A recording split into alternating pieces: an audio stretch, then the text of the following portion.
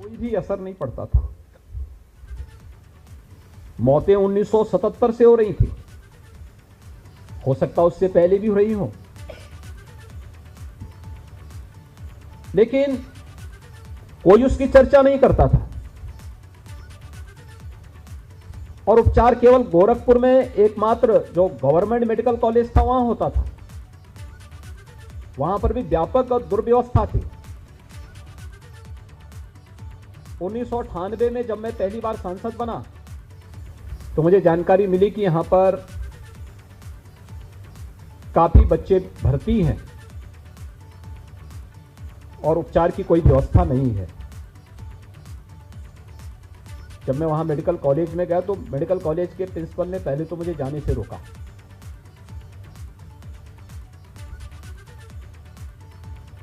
जुलाई की अंतिम सप्ताह था, लेकिन मैं जबरदस्ती चला गया। जब मैं वार्ड में गया, आप मान सकते हैं जुलाई के अंदर उत्तर प्रदेश के अंदर या तो बरसात होती है या भीषण गर्मी होती है। अगर बरसात नहीं है तो बरसात नहीं थी, भीषण गर्मी थी। तीसरे मंजिल में वार्ड था, एक भी पंखा नहीं चल रहा था। एक एक बेड में 4-4 बच्चे भर्ती थे, लेटे हुए थे। वार्ड में भयंकर बदबू थी, टॉयलेट चौक थे, दवा के लिए लोग परेशान थे, दवा नहीं मिल पा रही थी लोगों को। खैर, मैं जब वहां से निकलने के बाद मैं प्रिंसिपल से मिलने के लिए जैसे गया तो प्रिंसिपल ने मुझे एक पर्चा थमाया। उसने कहा था हमारे पास बेड्स नहीं है, हम कहाँ लेटा दें, हमारे पास बेड शीट भी नहीं है, हमारे पास पंखे नहीं हैं। खैर, मैं आया, मैंने राज्य सरकार से बातचीत की, एक व्यवस्था बनवाई। मैंने संसद में मुद्दे को उठाने का प्रयास किया, लेकिन मुझे कहा गया कि नहीं, राज्य का विषय है।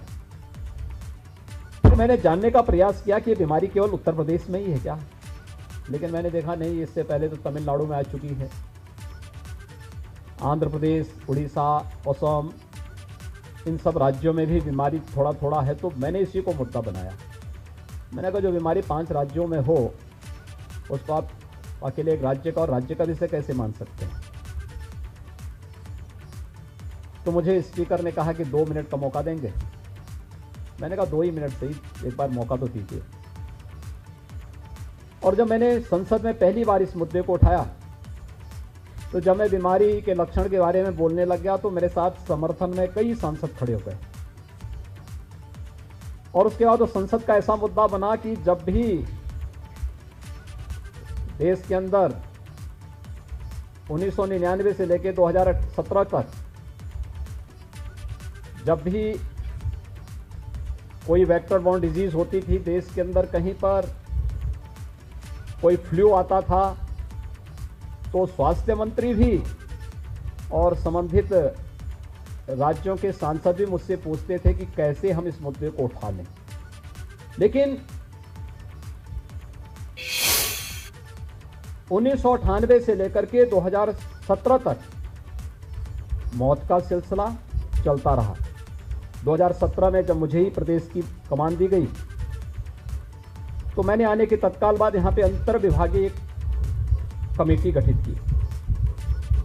मैं इस बात को मानता था क्योंकि इस दौरान आंदोलन और विभिन्न प्रकार से अलग अलग प्रकार के अभियान चलाए जाने के बाद भी जब परिणाम नहीं आ रहे थे तो मैं इस बात को माना कि यह केवल अंतर विभागीय समन्वय से इसका समाधान होगा। और संयोग से तब तक स्वच्छ भारत मिशन देश के अंदर लागू हो चुकी थी। प्रदेश में हम लोगों ने उन परिवारों को चिन्हित करना शुरू कर दिया था जिन परिवारों में या जिन क्षेत्रों में इंसेफ्लाइटिस से मौतें होती थी।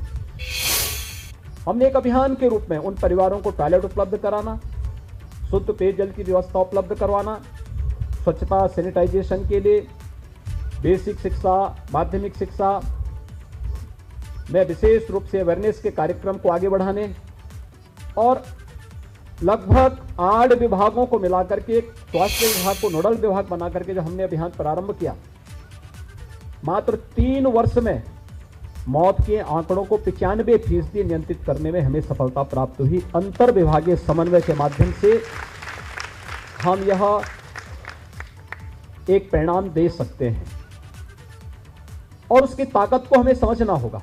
दूसरा, अंतर विभागीय समन्वय के माध्यम से हम इस ताकत को, जो हम लोगों ने गोरखपुर मॉडल के रूप में वहां प्रस्तुत किया, यही मॉडल कोरोना प्रबंधन में भी हम लोगों ने उत्तर प्रदेश में लागू किया। आप देख रहे होंगे उत्तर प्रदेश के अंदर देश के अंदर आबादी का सबसे बड़ा राज्य है और कोरोना के सबसे यानी पॉजिटिविटी से लेकर के CFR से लेकर के सबसे कम उत्तर प्रदेश के अंदर है। कोरोना एकदम नियंत्रित है और हम लोगों ने बहुत पहले ही इसको नियंत्रित भी किया। यह एक ताकत है और उसको हमें समझना होगा। एक लाख चलो की नीति से हम कोई परिणाम नहीं दे सकते और एक जो महत्वपूर्ण बात है वह हमारे प्रशासनिक अधिकारियों को समझना होगा, वह है निर्णय लेने की क्षमता विकसित करना। अक्सर होता है टालने की आदत, एक दूसरे के ऊपर जिम्मेदारी डालने की आदत। उत्तर प्रदेश में मैं 2017 से ई ऑफिस की बात कर रहा हूं, यद्यपि अब तक हम लोग लगभग 90% तक हम इस लक्ष्य को प्राप्त करने में हमें सफलता प्राप्त हुई, लेकिन मैं जब भी इसको रिव्यू करता हूं तो मुझे लगता है कि नहीं, हर बार मुझे बताया जाता है कि नहीं हम लोग इसको मार्च तक पूरा कर लेंगे। मार्च तक आते हैं तो फिर पता लगता है नहीं साहब इसमें 3 महीने और लगेंगे। 3 महीने के बाद फिर पूछता हूं तो कहते साहब ये 3 महीने और लगेंगे। और 3 महीने अभी चल ही रहे हैं 2018 से लेकर के अब तक। लेकिन यह सिटीजन चार्टर का एक बहुत अच्छा नमूना हो सकता है और जन विश्वास पर खरा उतरने का भी एक माध्यम हो सकता है। लेकिन निर्णय लेने की क्षमता हमें विकसित तो करनी पड़ेगी और जहां पर अधिकारी निर्णय लेते हैं,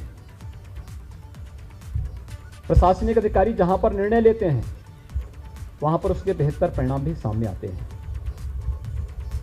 और वहां पर उन अधिकारियों की अपनी एक अलग छवि भी होती है। जहां पर अनिर्णय का शिकार होता है, पूरी व्यवस्था, पूरा विभाग उससे त्रस्त रहता है और उस निर्णय लेने की क्षमता को विकसित करने के लिए कैपेसिटी बिल्डिंग कमीशन को जरूर इस पर विचार करना चाहिए कि यह कैपेसिटी कैसे हम बिल्डिंग कर सकें कि जिससे हमारा प्रशासनिक अधिकारी निर्णय लेने की क्षमता स्वयं के अंदर विकसित कर सके। यह आज के दिन पे बहुत महत्वपूर्ण है। एक जो चीज मैं नया देख रहा हूं, नए बैच के जो लड़के हैं, पैसे कमाने की उनकी जो आदत है इसको थोड़ा रोकना पड़ेगा।